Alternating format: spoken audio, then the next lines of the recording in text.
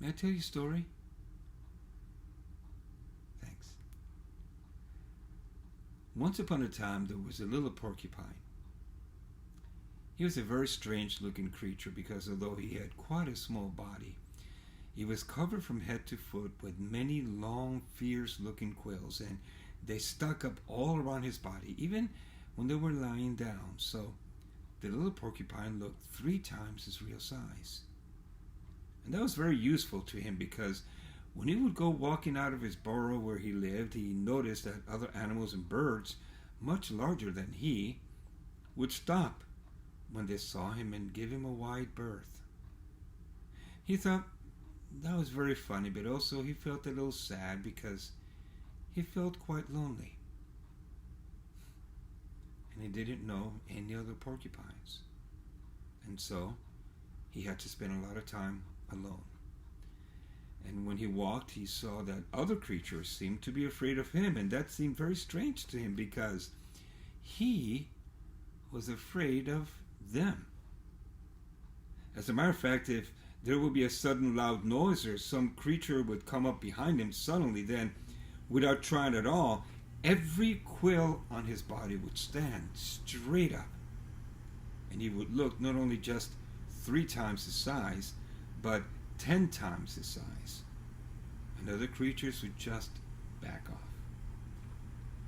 Sometimes they would say to him, "My goodness, you fierce," or "My goodness, you're an angry one. Why are you so angry?"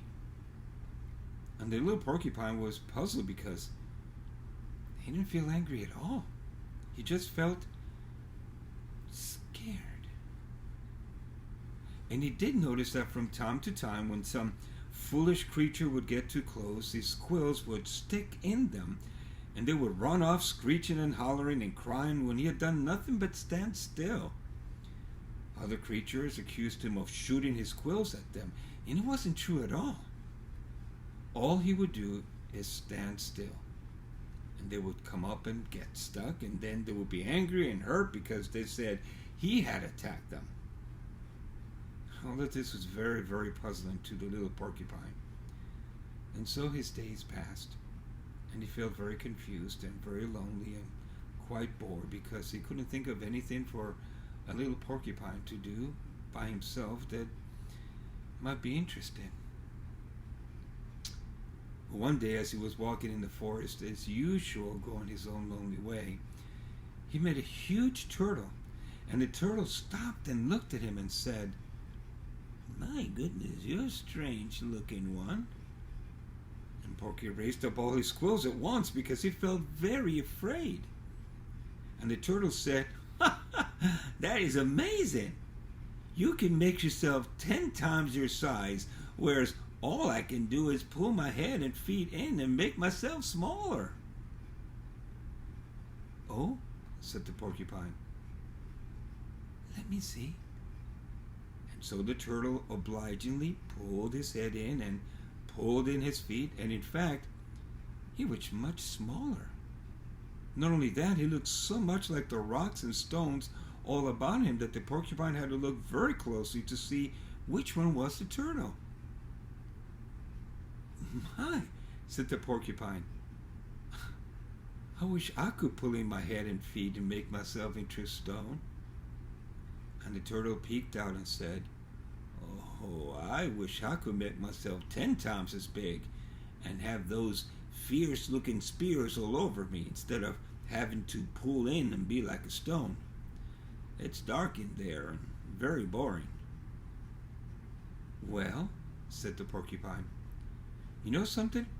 I'm bored too because with my making myself 10 times as big as I am and sticking out my fierce-looking quills, all other creatures avoid me." "Well," said the turtle, "that's very strange. I wouldn't want to avoid you. Why do they avoid you?" "Well," said the porcupine, "if they come near, they get hurt."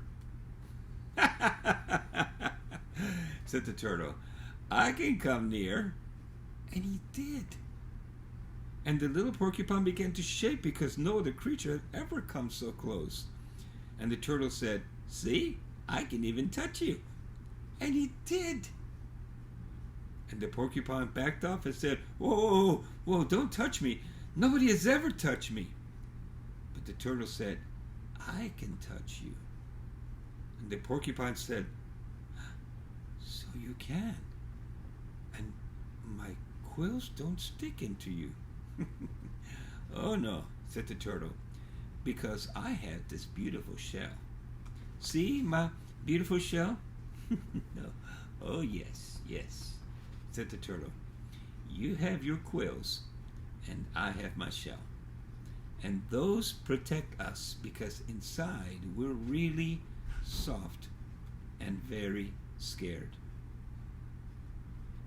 And the little porcupine began to laugh because he had found a friend who understood exactly how he felt and was not afraid of his quills. And he was not afraid of the turtle because the turtle was not afraid of him. And you know, they became very good friends.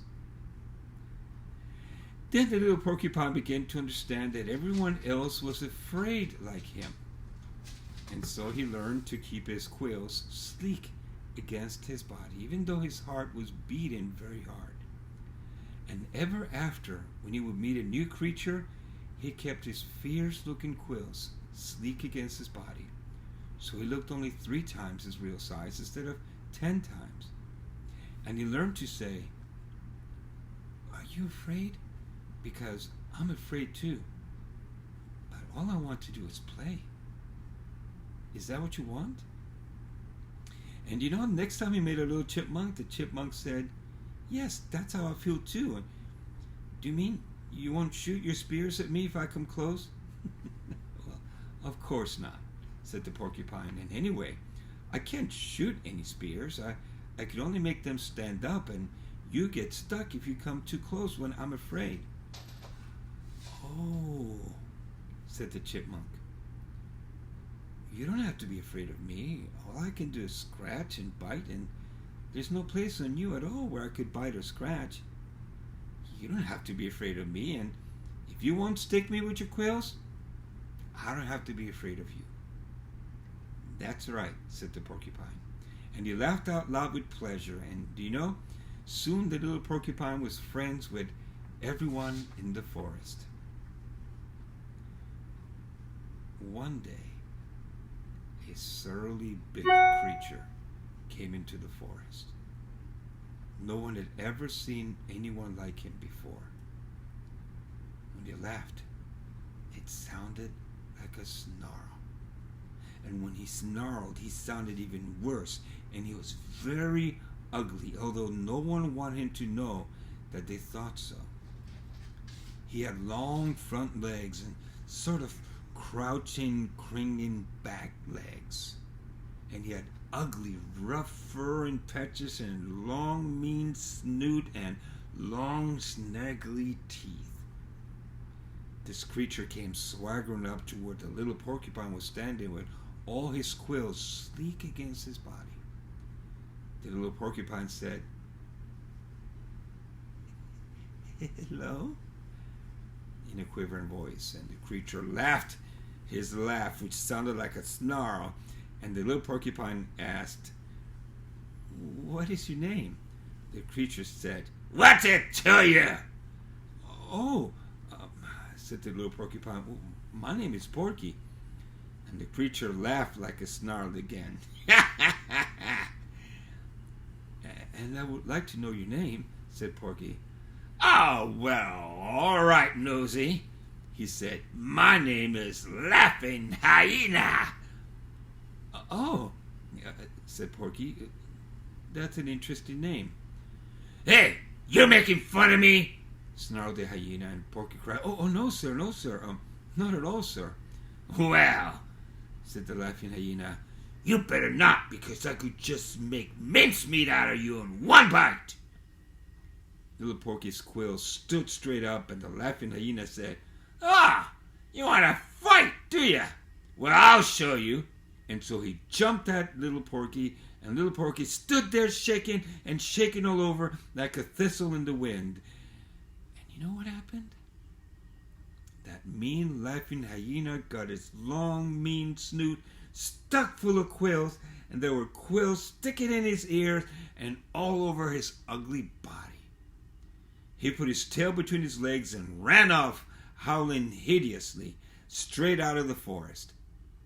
Then all the creatures applauded and said, "Oh, Porky, you are wonderful!" And Porky said, "Well, I really didn't do anything, and I feel bad now because I did what I just have learned not to do. I've learned not to scare off everyone and to realize that everyone is scared of me." "That's all right, Porky," they said. "There are times when you have to use what you have to protect yourself. But most of the time, you just have to be friends." And little Porky felt glad in his heart, because from then on, he knew the difference between making friends and protecting himself.